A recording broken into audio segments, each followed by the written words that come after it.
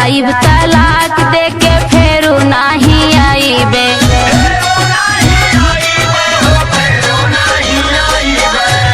खाना उदास हम के समझाइबे।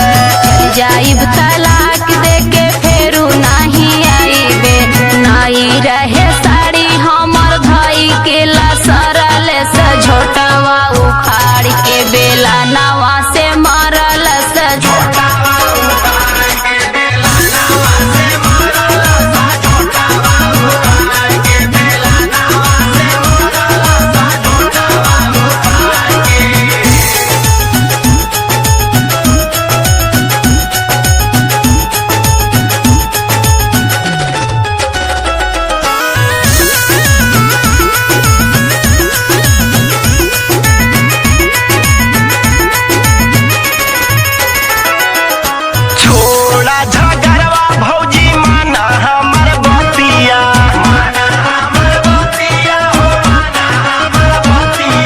रविंदर दीवाना उनकर बड़ा तू संगतिया।